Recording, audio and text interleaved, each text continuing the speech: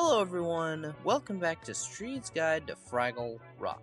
Today I'm reviewing Season 2, Episode 5, Uncle Matt Comes Home.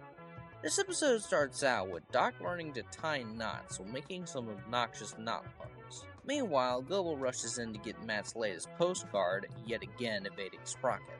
Interestingly enough, Matt's postcard is labeled Special Announcement. Old houses occasionally have small rodents, but not these silly creatures you go on about. Whoopee! After this peculiar discovery, Doc may be convinced that Sprocket's right about creatures living behind his workshop, and we get a lovely shot of Doc unpacking some recording equipment. Back near the entrance, Gobo's elated by the grand news, and he returns to him and Wimbley's cave, exclaiming that Traveling Matt is arriving back at Fraggle Rock to stay, since he's become quite fatigued of exploring.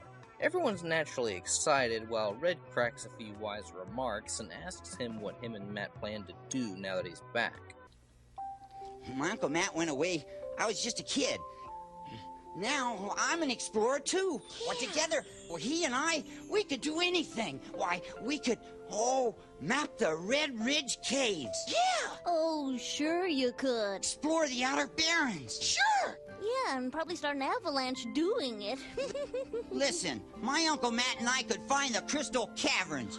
The Fraggles are skeptical that Gobo and Matt could find the long-elusive Crystal Caverns, but Wimbley, being the very embodiment of a best friend, cheers them on, and Moki suggests a way to celebrate Matt's return, giving Gobo the idea for a welcome home celebration. We cut to the Great Hall, decked out in gorgeous decorations, and this marks the first appearance of the fabulous, a la mode, criminally underrated side character, Gillis Fraggle, voiced seamlessly by Richard Hunt.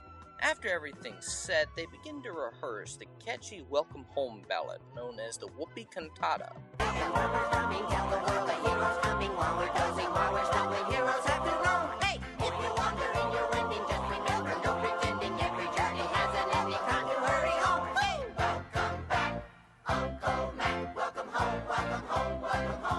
Again? Welcome back, Uncle Matt. Welcome home, welcome home, welcome home. Hooray! Though personally I would have picked this. Welcome back, welcome back, welcome back, welcome back, welcome back, welcome back. Presumably a couple hours passed and Matt still hasn't shown up. Wimbley and Red eat his radish meringue cake and Gobo reprimands them, even though he's nibbled some himself. Hypocritical pillock. Gobo and Red begin to argue and Wimbley heads to bed.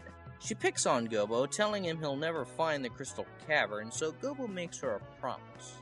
Yeah, and someday we'll hand you a golden crystal that we brought back, and you'll say, I'm sorry. Oh, and then I'll turn green and grow a second head. Back in the workshop, Doc and Sprocket are growing tired when Matt suddenly arrives. Somehow managing to evade Doc, he discovers the security setup and triggers it, waking Sprocket as he quickly moseys back into the rock. He arrives late to the Great Hall and everyone cheers him on. Matt's delighted and clumsily stumbles into the decorations, falling into the cake, and we get a magnificently humorous line from Red. Wow, you were right, Gobo. He is a great explorer. Delicious. He found the cake. We return to the workshop, and Doc scalds Sprocket for triggering the security setup, thinking he purposefully played a joke while Sprocket tries to protest his innocence. Back in the rock, Matt returns to his old bedroom and takes Wimbley's bed.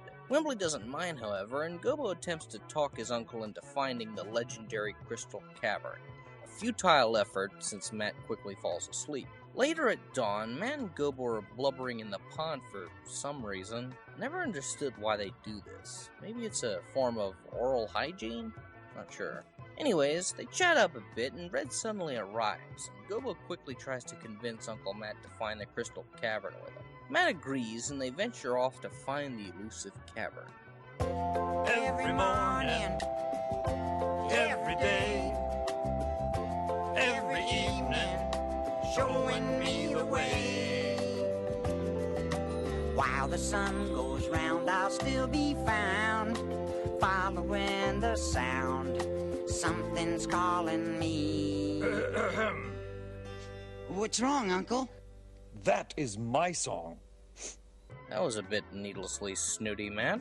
Anyways, Wimbley suddenly appears, jump scaring Uncle Matt, and says there's two impossible things in the rock: finding the Crystal Cavern and finding the home of the Rock Clingers. Matt reasonably deducts that the Rock Clingers' abode must reside in the Crystal Cavern, prompting him to follow one, much to the disgust of Wimbley and Gobo, claiming they're the most disgustingly cute things in the universe. Wimbley remarks on Matt's dedication, and Gobo begins getting irritated with his methods. Matt finds a rock clinger and decides to follow it thither. What a lovely word. Thither, thither. Thithery, thither. Sorry. Anyways, this prompts Gobo to follow his maps, while Matt goes his own way, and the two reunite in another cave, with Gobo accusing Matt of peeking at his maps. Wimbley goes along with Matt, and Gobo heads solo once more. Some time passes, and the two meet again, with Matt suspecting sneakery. The two begin arguing, and Wimbley breaks the tension, suggesting that they listen to one of Uncle Matt's outer space excursions, which he gladly obliges. Matt comes across a skiing course and sees a number of injured skiers. This is partially why I'll never go skiing apart from it being physically laborious. Matt mistakes their cast as white legs and yearns to get one himself. Ah! I finally made it. It took tremendous courage and quite a lot of pain. But a hero's got to do what a hero's got to do. Afterwards, Gobo doubts Matt's adventure, and the two begin arguing, which stresses Wimbley out enough to scuttle away. The two decide to call off the entire trek and notice that Wimbley isn't present. They split up until they hear Wimbley calling them and discover what they've been searching for all along. The Crystal Cavern! Wow. By golly, you're right. I've discovered the Crystal Cavern. Wait a minute. Who discovered the Crystal Cavern? I did, of course. What about me? Why would I discover you? You're both driving me nuts! The fact of the matter is, I discovered it. Well, yeah. You've both been so busy fighting that you haven't looked for what you're looking for. But we did both get here. Well, yeah, but you weren't doing it together. The Crystal Cavern is another sumptuous realm in Fraggle Rock that I unquestionably adore. It's a real shame that we don't get to see that much of it, but from what we do see, it's very idyllic, even if the compositing is a little poorly aged. But honestly, I think that adds to the vintage charm of the show. Anyways, the trio leave, and Gobo delivers on his promise, giving Red a beautiful crystal, and she apologizes. Unfortunately, she does not turn green and grow a second head. Darn. Gillis notices Matt's return and plans to compose the Whoopee Cantata once again. You have to leave. What? You don't have to stay here. Go back to outer space where you're happy. Then you've noticed. That is where I really want to be. Oh, I can tell. I thought I had changed, but you have too. You've grown up. Oh, thanks for noticing, Matt. Matt asks Gobo to stop the song, and I love the unbridled fury in Gillis' face when he turns around. It's a subtle yet criminally unrecognized detail. He looks absolutely furious. All is well, however, because Gillis has also composed a short rewrite wishing farewell to Matt. The Fraggles wish their goodbyes as well, and the two walk near the entrance of outer space, with Matt leaving Gobo with something. Perhaps some words of wisdom, an amulet, maybe even a bun cake? No, my rock clinger. Take good care of the little wimp. Farewell, nephew. Oh no, I'm being worshipped from a near. The second Matt enters the room, he triggers the security setup and takes the photo it snapped, jotting down his latest postcard, while Doc and Sprocket sleep peacefully. After a few Unideal entries, this episode hops back onto Fraggle Rock's usual preeminence. I've heard some people remark that this episode's quote-unquote dull and boring, but I couldn't disagree more. I think the one and only episode of Fraggle Rock I'd consider boring is the Doozer Contest. While slower paced, this episode is quite relaxing and nostalgic. I think it presents a very relatable and human concept that some of our family members, specifically elders, still view us as children despite our growth. It's also nice to see Gobo criticize his Uncle Matt for once, since nearly every episode he praises him to the caves of high heaven. This is one of the first few times we truly see Gobo and Matt on opposite spectrums, which would later be explored deeper in Uncle Matt's discovery. Gobo still trusts his maps, but Matt prefers his own intuition, and by the end the two learn to accept their different methods in regards to exploration.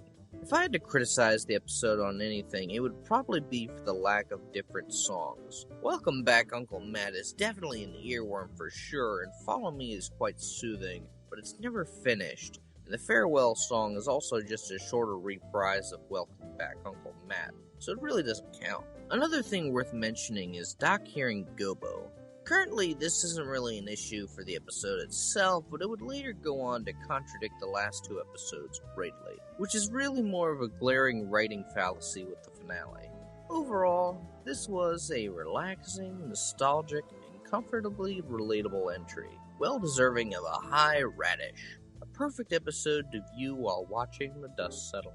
Well guys, that was the review, and I will see you all next time. Welcome back. Your dreams were your ticket out. Welcome back to that same old place that you laughed about. Well, the names have all changed since you hung around, but those dreams